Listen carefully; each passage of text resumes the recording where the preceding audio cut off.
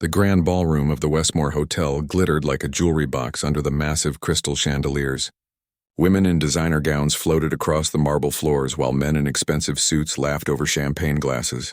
The annual charity gala was the city's most exclusive event, where millionaires and billionaires gathered to show off their wealth while pretending to care about helping the poor.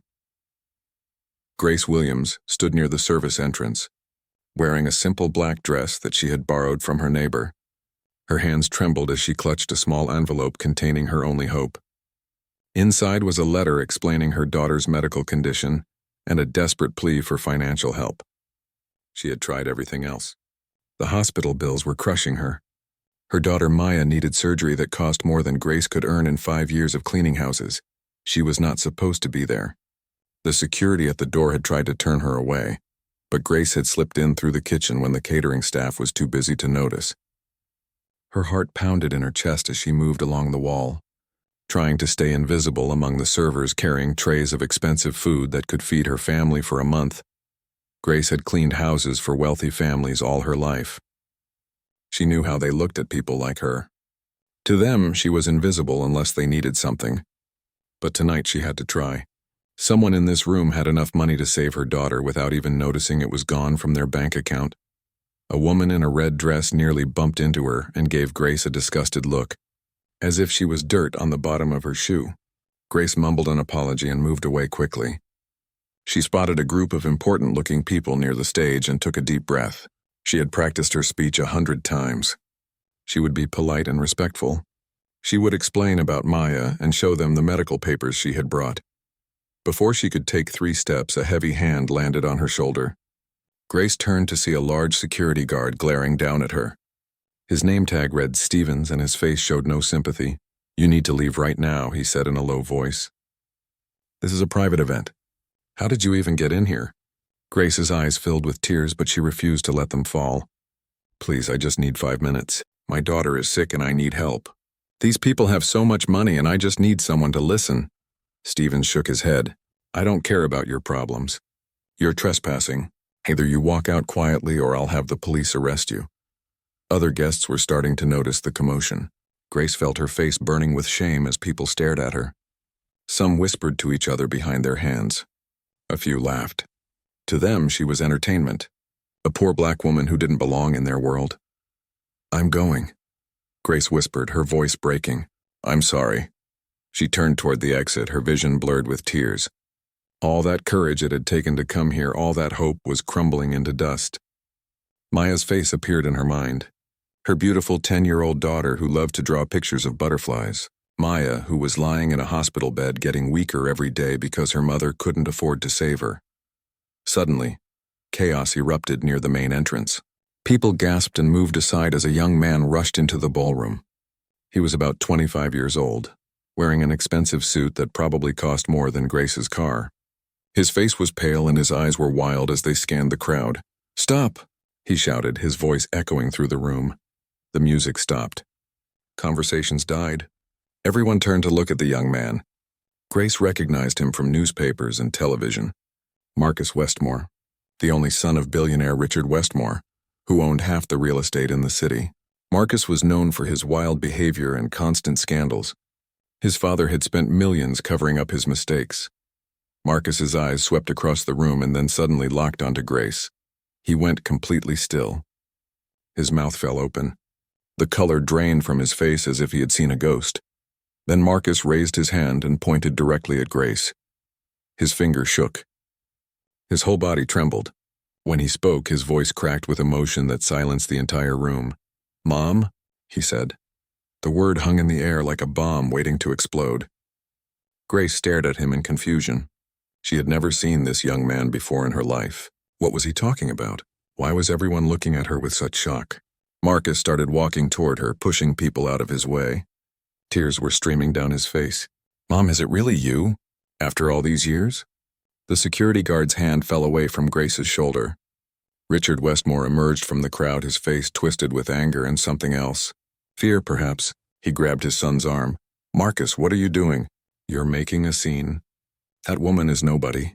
Marcus jerked away from his father. "Don't lie to me anymore, Dad. I found the papers. I found everything you've been hiding." He looked back at Grace, his eyes full of pain and hope. "You're my mother. I know you are. You have the same eyes as in the photographs. The same face." Grace's mind was spinning.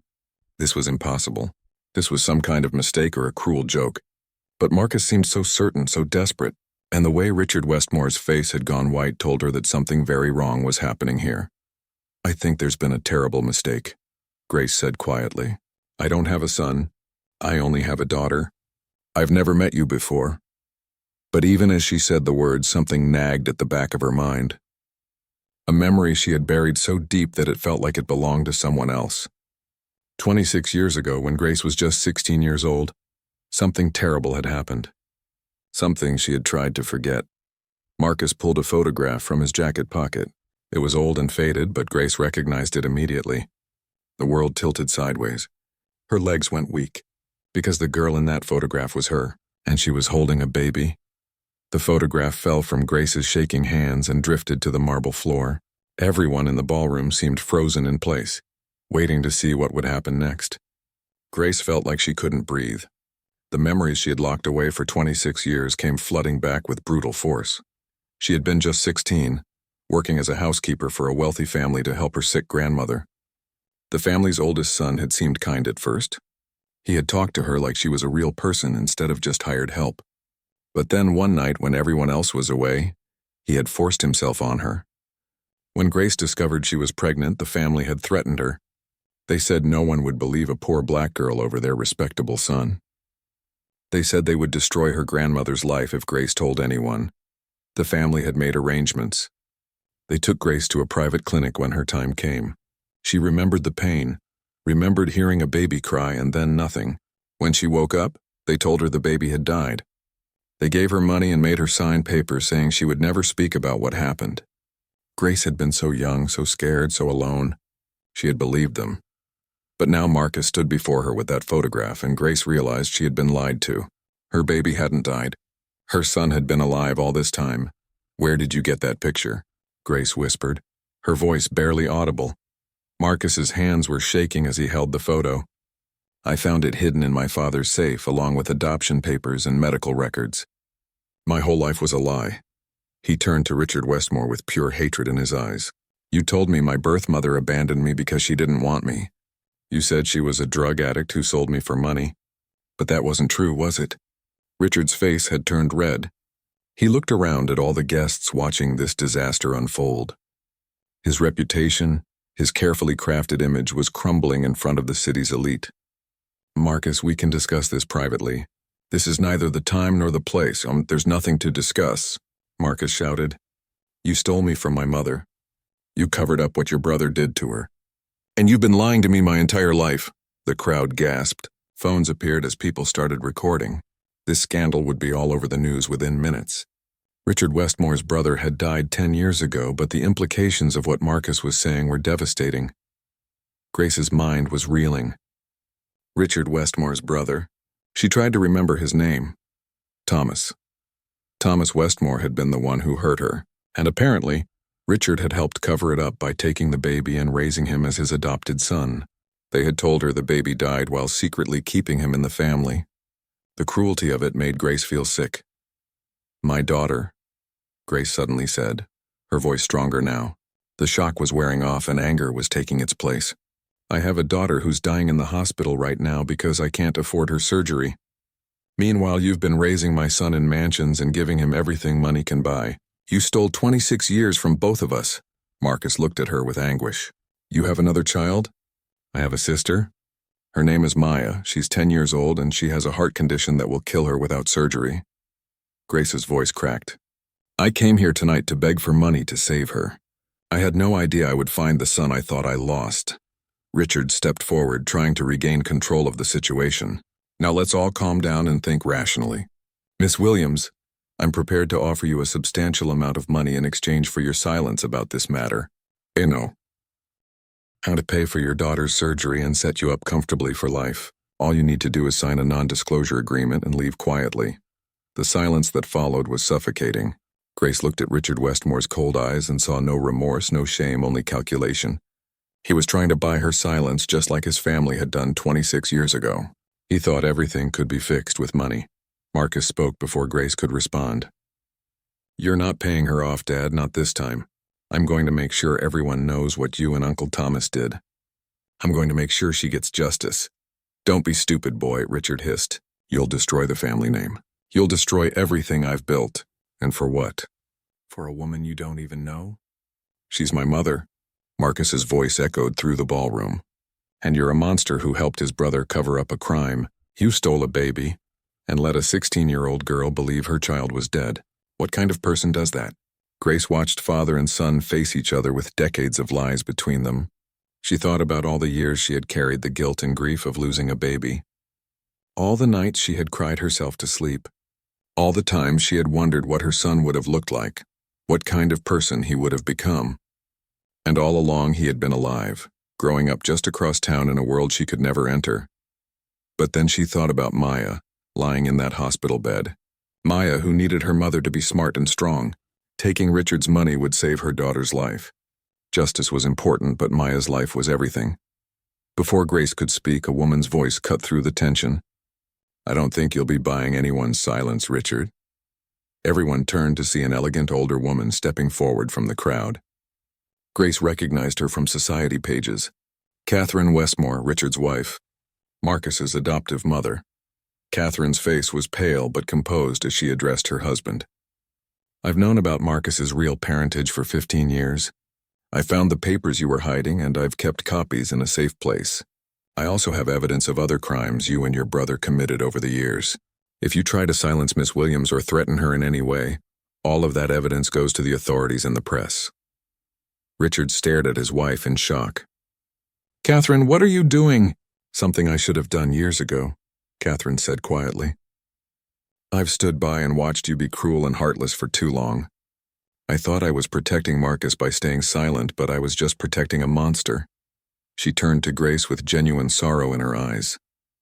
"Miss Williams, I'm sorry for what my husband's family did to you. I'm sorry I didn't speak up sooner. Your daughter will have the best medical care money can buy, and you'll never have to worry about money again. But more importantly, you deserve the truth and you deserve justice."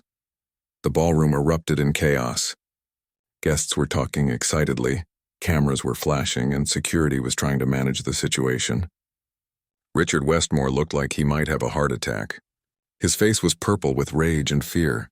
Grace felt Marcus's hand gently touch her arm. She turned to look at the son she never knew she had. His eyes were filled with tears and hope and fear. "I don't expect you to love me or even like me," Marcus said quietly. "I know I'm a stranger to you, but I'd like to know you. I'd like to meet my sister. If you'll let me." Grace's own tears finally fell. 26 years of pain and loss and grief poured out of her. But mixed with the pain was something else. A tiny spark of joy. Her son was alive. Against all odds, they had found each other. 3 days after the charity gala, Grace sat in a comfortable chair beside Maya's hospital bed, still trying to process everything that had happened.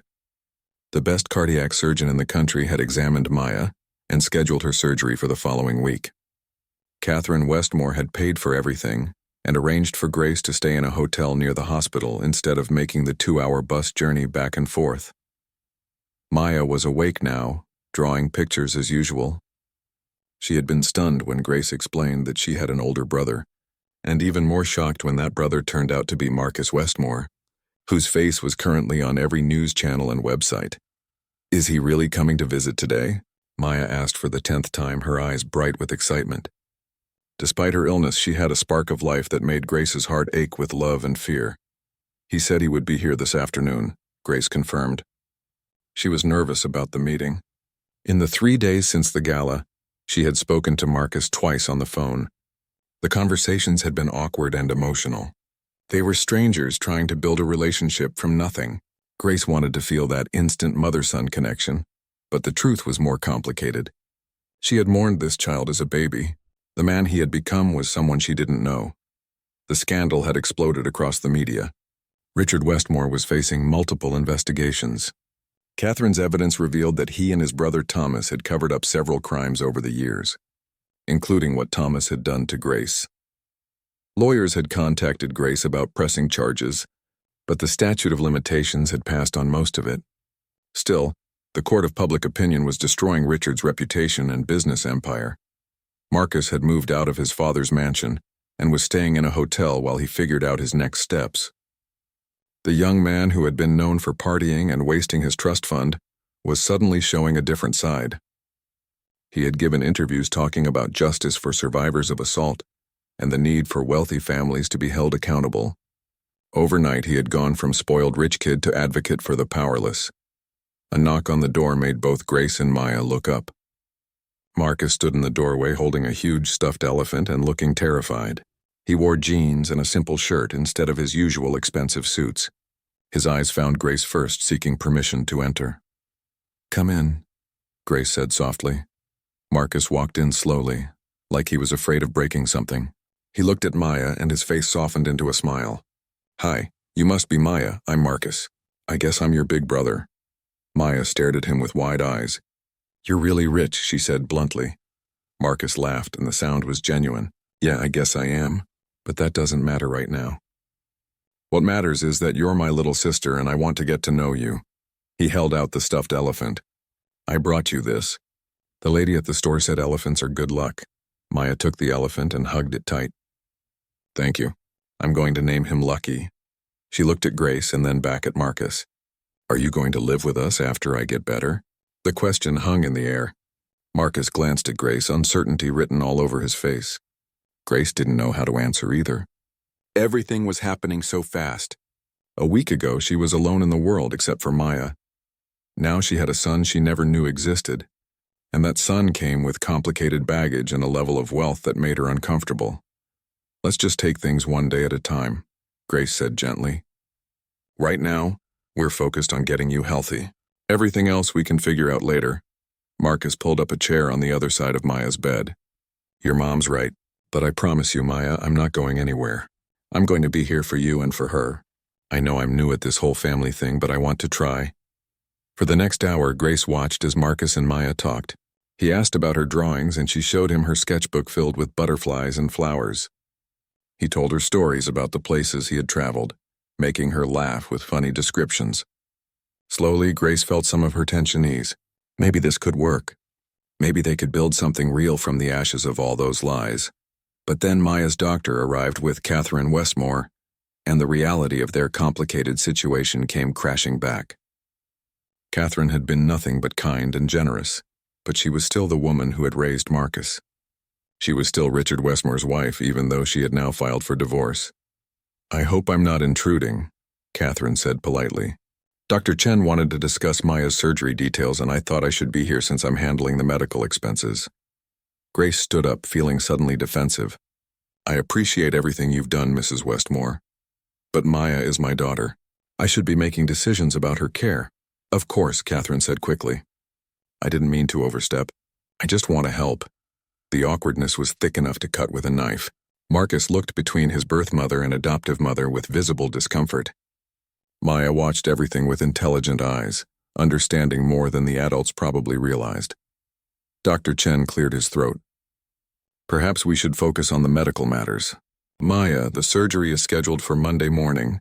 We're going to fix your heart so you can run and play without getting tired. You're going to do great." Maya nodded bravely, but Grace saw the fear in her daughter's eyes.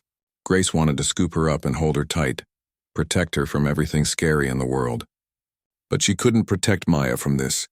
She could only hold her hand and be strong. After the doctor left, Catherine approached Grace carefully.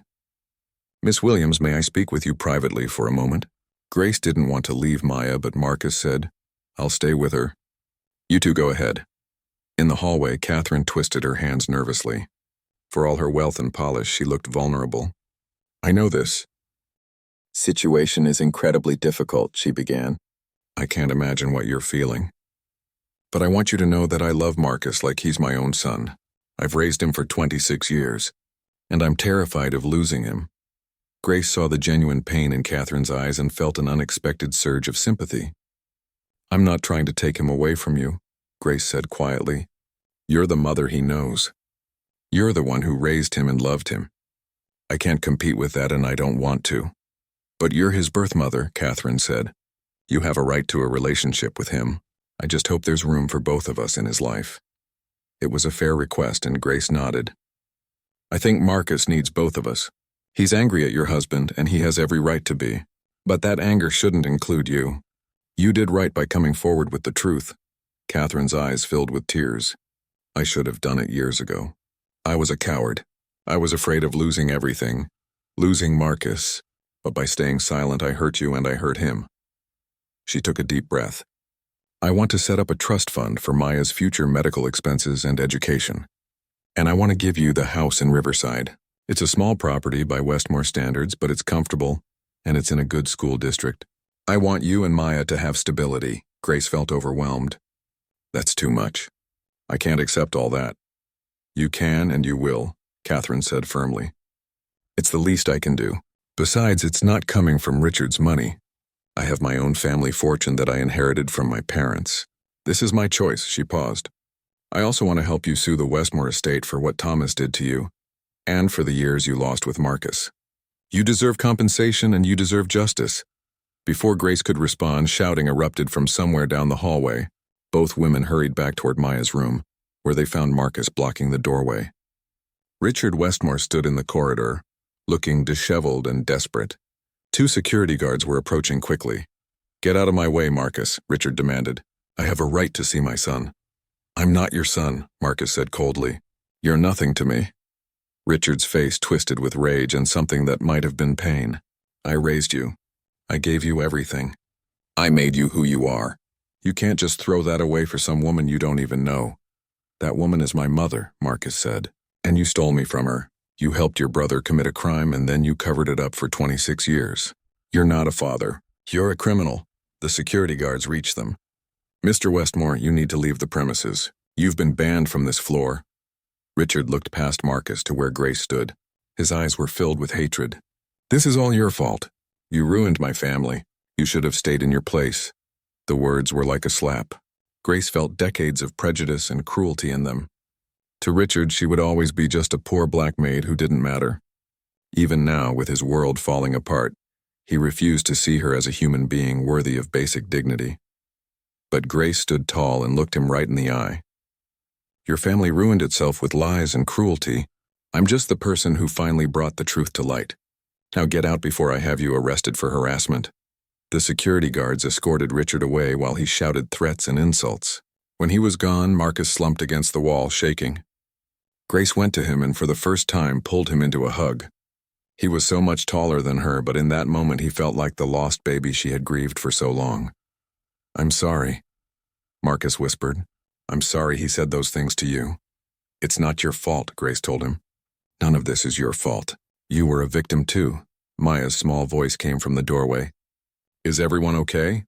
Grace pulled back and smiled at her daughter. We're fine, baby. Everything's going to be fine. And for the first time since this all began, she actually believed it might be true. Maya's surgery took 7 hours. Grace sat in the waiting room with Marcus on one side and Catherine on the other. 3 people bound together by complicated circumstances and shared fear. They didn't talk much. Words felt useless when a 10-year-old girl's life hung in the balance. Marcus kept getting up to pace, his nervous energy filling the sterile space. Catherine sat perfectly still, her hands folded in her lap, though Grace noticed she was gripping them so tightly her knuckles were white. Grace herself felt frozen, trapped between terror and hope. She had prayed more in the past week than she had in her entire life. When Dr. Chen finally emerged in his surgical scrubs, all 3 of them jumped to their feet. The doctor's tired face broke into a smile. The surgery was successful. Maya did beautifully. She's in recovery now and you'll be able to see her soon. Grace's legs gave out. Marcus caught her before she fell, holding her up as sobs of relief shook her body. Catherine was crying too, dabbing at her eyes with a tissue. Even Marcus had tears running down his face. Thank you, Grace managed to say to the doctor. Thank you so much. She's a strong girl, Dr. Chen said. With proper care and follow-up, she should be able to live a completely normal life. No more fatigue, no more chest pain. Just a healthy kid. When they finally let Grace into the recovery room, Maya looked so small and fragile in the hospital bed, hooked up to monitors and IV lines. But her eyes opened when Grace took her hand and she managed a weak smile. Did they fix me, Mama? Maya whispered. Yes, baby. Grace said, tears streaming down her face. You're going to be okay. You're going to be able to run and play and do everything other kids do. Good, Maya murmured, already drifting back to sleep. I want to show Marcus how fast I can run. Over the next 2 weeks, as Maya recovered in the hospital, their unusual family found its rhythm. Marcus came every day after working with his lawyers on the various legal cases against Richard. Catherine visited regularly, often bringing books and puzzles to keep Maya entertained. Grace remained by her daughter's side constantly, watching her grow stronger each day. The media circus continued outside the hospital walls. Richard Westmore's business empire was crumbling as investors pulled out and partners cut ties. Criminal charges were being filed, though the lawyers said it was complicated. Civil suits were piling up from other people the Westmore family had heard over the years. It turned out Grace wasn't the only victim of their cruelty. Marcus was handling his newfound fame in ways that surprised everyone. He had started a foundation to help survivors of assault get legal representation and counseling. He gave interviews speaking candidly about his own identity crisis and the trauma of learning his entire life was built on lies. Young people seemed to connect with his honesty and his determination to use his privilege for good. I wasted so many years being useless, Marcus told Grace one afternoon while Maya napped. They were sitting in the hospital cafeteria, drinking terrible coffee. I partied and spent money and didn't care about anyone but myself.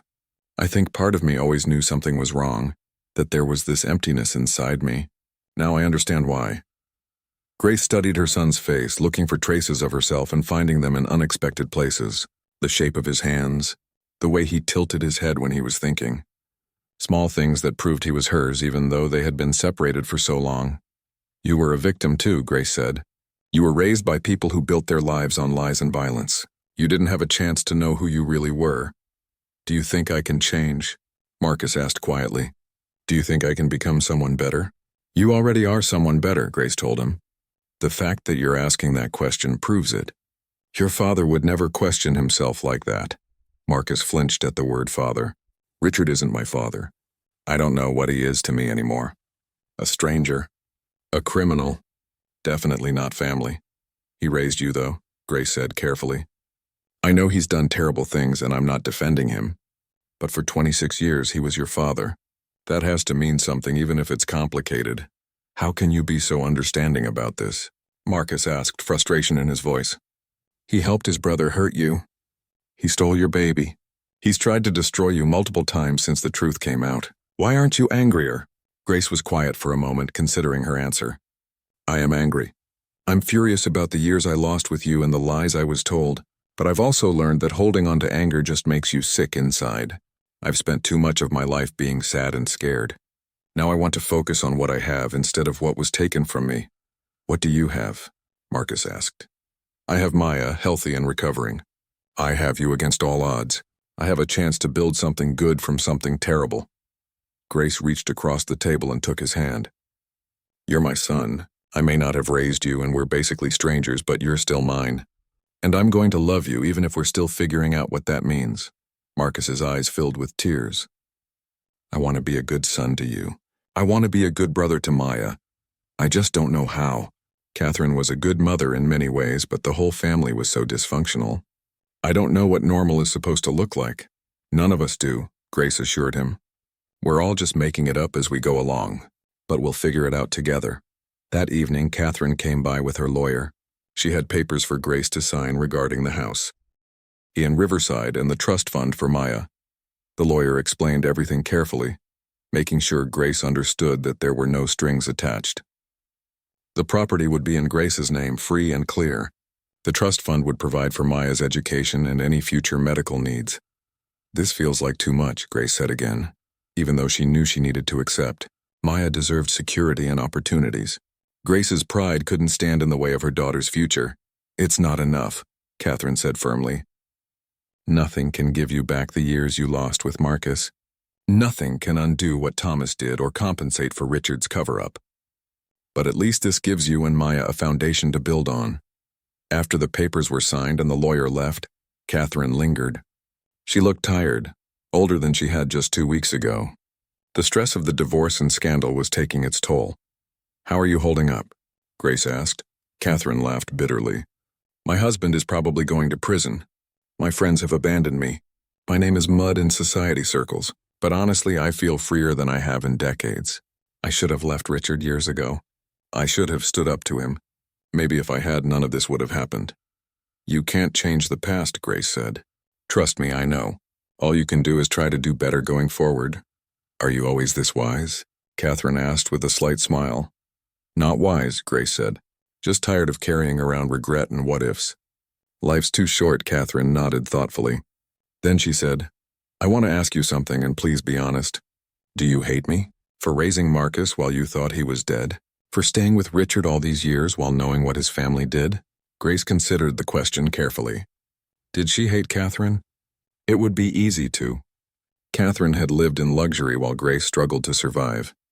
Catherine had raised Grace's son while Grace grieved a baby she thought was dead. But looking at the woman in front of her, Grace saw someone who was also a victim of the Westmore family's cruelty in her own way. I don't hate you, Grace said finally. I think you made choices you regret just like all of us do. But you came forward with the truth when it mattered. You're helping us now. That counts for something. Catherine's eyes filled with tears. Thank you. I don't deserve your forgiveness, but thank you. We all deserve forgiveness, Grace said. We all deserve a chance to do better. The next morning brought unexpected news. Richard Westmore had suffered a massive heart attack and was in intensive care. The doctors said he might not survive. Marcus got the call from Richard's lawyer and immediately went pale.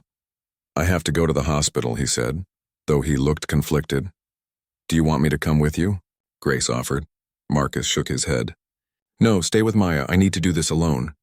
I don't know what I'm going to say to him, or if I'm even going to say anything. But I need to see him one more time. After Marcus left, Maya woke up and asked, Is Marcus okay? He looked sad. Grace explained that Richard was very sick. Maya listened quietly, then said, Even though he's a bad man, I bet Marcus still loves him a little bit. It's confusing to love someone who hurt you. Grace was struck by her daughter's wisdom. Maya was right. Love was complicated. Marcus had spent his entire life with Richard as his father. You couldn't just turn off those feelings because you learned the truth. Healing from that kind of betrayal would take time, maybe a lifetime. When Marcus returned hours later, his face was red from crying. He sat down heavily in the chair next to Maya's bed and said, He died. Richard died without ever apologizing or admitting what he did wrong. His last words to me were about protecting the family reputation. Grace moved to comfort him, but Marcus held up his hand. I'm okay, or I will be. It's just strange. I wanted justice and accountability, but I also wanted him to acknowledge what he did and say he was sorry. Now I'll never get that closure. Some people never apologize, Grace said gently. Some people go to their graves believing they did nothing wrong. But that doesn't mean you can't heal. That doesn't mean we can't move forward. Marcus looked at Maya, who was watching him with sympathetic eyes. Then he looked at Grace. You're my family now. You and Maya and Catherine, we're going to build something better than what came before. We're going to break the cycle. And in that moment, sitting in that hospital room with her children, Grace felt hope blooming in her chest. They had a long road ahead of them, full of complicated feelings and difficult conversations, but they would walk it together. They would create their own definition of family, one built on honesty and love instead of lies and control. The past couldn't be changed, but the future was theirs to write. 6 months later, Grace stood in the kitchen of her new home in Riverside, making breakfast for Maya and Marcus. The morning sun streamed through the windows, lighting up the comfortable space that was now theirs. She still couldn't quite believe this was real sometimes. After so many years of struggling, of living paycheck to paycheck in a cramped apartment, having a real house felt like a dream. Mama, Marcus is teaching me how to paint today, Maya called from the living room, where she was sprawling on the couch with her sketchbook. She looked healthy and vibrant, her cheeks pink with life. The surgery had been a complete success. She could run and play without getting tired. She had even joined a soccer team at her new school. Marcus came down the stairs, his hair still wet from the shower. He had moved into the house with them 3 months ago, after selling his expensive condo and donating most of the money to charity. He said he wanted to know what it was like to live as a real family, not just visit on weekends. It had been an adjustment for all of them. learning to share space and navigate each other's habits and boundaries. But it was working. Scrambled eggs again? Marcus teased, peering over Grace's shoulder. If you don't like my cooking, you can make your own breakfast, Grace shot back. But she was smiling. Your cooking is perfect, Marcus said, stealing a piece of bacon from the plate. I was spoiled by personal chefs my whole life, and nothing they made ever tasted as good as your scrambled eggs. It was a small moment, an ordinary family morning, but it filled Grace with a contentment she had never thought possible. These casual interactions, this easy comfort, had taken months to build. In the beginning, everything had been awkward. Marcus had tried too hard, bringing expensive gifts and planning elaborate outings.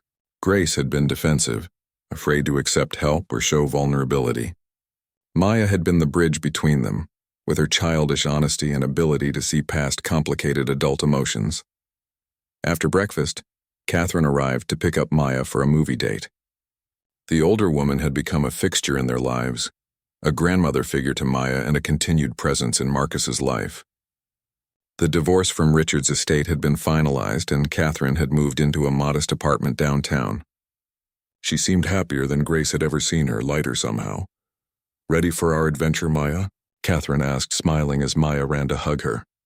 We're seeing the new animation movie about the princess and the dragon, Maya announced excitedly, and Marcus said we can get popcorn with extra butter. After they left, the house fell quiet. Grace and Marcus sat together on the porch with coffee, watching the neighborhood come to life. Kids rode bikes down the street. Neighbors walked their dogs. It was peaceful and normal, the kind of life Grace had always dreamed of but never thought she could have. I got offered a job yesterday, Marcus said suddenly, director of a nonprofit that helps young people aging out of foster care. It doesn't pay much, but I think I could actually make a difference. Grace looked at him with pride. That sounds perfect for you. Are you going to take it? I think so, Marcus said.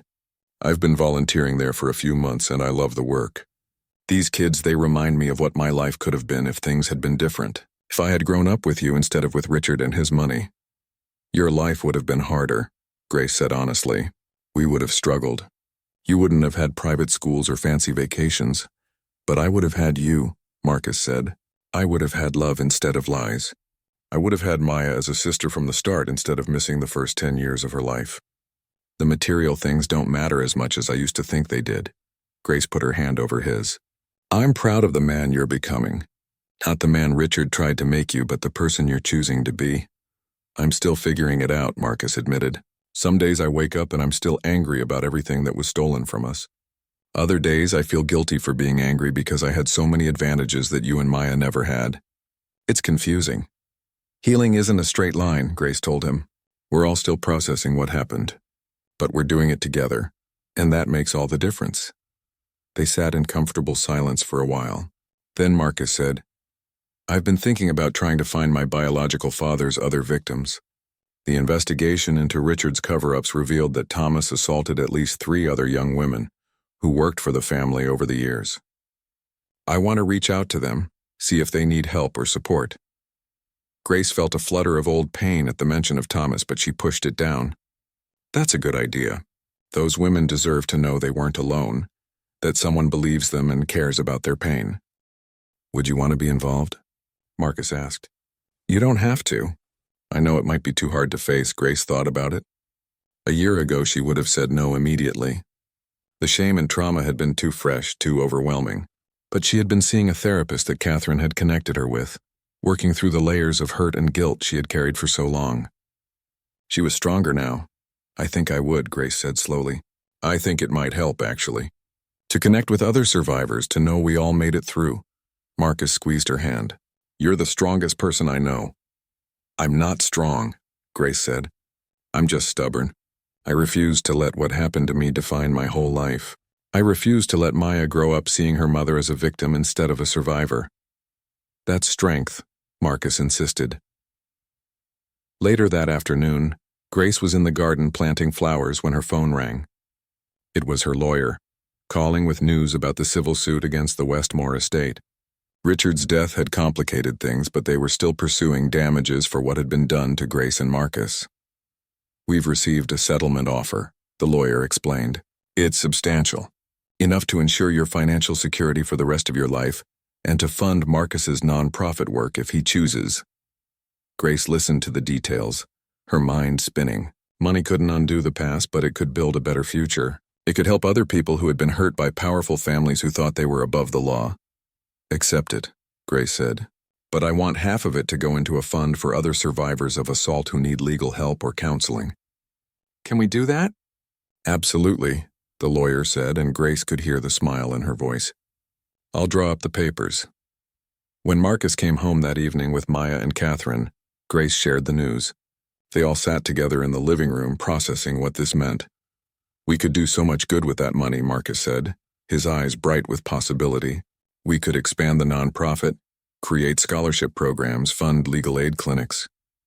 We could also just live our lives, Catherine said gently. You don't have to turn your trauma into a mission. Sometimes healing means moving forward and focusing on your own happiness. Why can't we do both? Maya piped up. She was sitting on the floor, drawing a picture of their family. We can be happy and help people.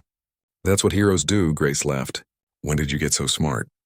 I've always been smart, Maya said matter-of-factly.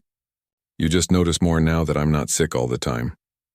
That night after Maya was asleep and Marcus had gone to his room, Catherine lingered. She and Grace had developed an unexpected friendship over the months. They were nothing alike on the surface, but they understood each other in ways that mattered. Do you ever regret how things turned out? Catherine asked. If you could go back and change it all, would you? Grace thought about the question seriously. I would change what Thomas did to me. I would change the years of believing my son was dead. But everything that came after, the struggle and the pain, it made me who I am. It gave me Maya, and now it's brought Marcus back to me. So no, I wouldn't change it. I would just want it to hurt less along the way. That's very wise, Catherine said. Or very tired, Grace replied with a smile. I'm too exhausted to carry around wishes for different versions of the past. This is the life I have, and it's better than I ever thought it could be. A year after that night at the charity gala, Grace found herself back at the Westmore Hotel. But this time, she walked through the front doors with her head held high, wearing a beautiful dress that Catherine had helped her pick out. She wasn't sneaking in through the kitchen. She was an invited guest. The foundation that Marcus had started was holding its first major fundraiser. The ballroom was full of people who actually cared about the cause, not just socialites looking for attention. Survivors of assault and foster youth who had been helped by the foundation shared their stories on stage. Grace listened with tears in her eyes as one young woman talked about how the foundation had paid for her college tuition and provided the counseling she needed to heal. That could have been me, Grace whispered to Marcus, who stood beside her. If someone had helped me back then, if I had known I wasn't alone. You're helping people now, Marcus said. You're making sure other young women don't have to go through what you did alone. When it was Grace's turn to speak, she walked to the stage with Maya holding one hand and Marcus holding the other. She looked out at the crowd and saw faces of all different backgrounds and stories. She saw hope and determination and strength. A year ago, I came to this hotel as a desperate woman trying to save her daughter's life. Grace began. Her voice was steady, stronger than she had expected. I thought I had nothing except the love for my child, and a slim hope that someone might help us. But what I found here that night changed everything. I found my son. I found my voice. I found my strength. She talked about the journey they had been on, the pain and healing, the complicated work of building a family from broken pieces. She talked about justice and accountability, and the importance of believing survivors. And she talked about hope, about how even in the darkest moments there was always a possibility for light. When she finished, the applause was thunderous. People stood and cheered. Maya beamed up at her with pride. Marcus had tears streaming down his face, and Catherine, sitting in the front row, smiled at her with genuine warmth and respect. Later, as the event wound down, Grace stood with her family on the same spot where her life had changed. The place where Marcus had pointed at her and said that one word that shattered and rebuilt her world. Mom. It's strange being back here, Marcus said, looking around the ballroom. Everything looks the same, but we're all completely different people. That's not strange, as Grace said. That's growth. That's healing. That's life. Maya tugged on Grace's dress. Mama, can we go home now?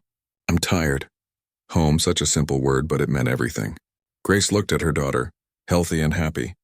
She looked at her son, finally becoming the man he was always meant to be.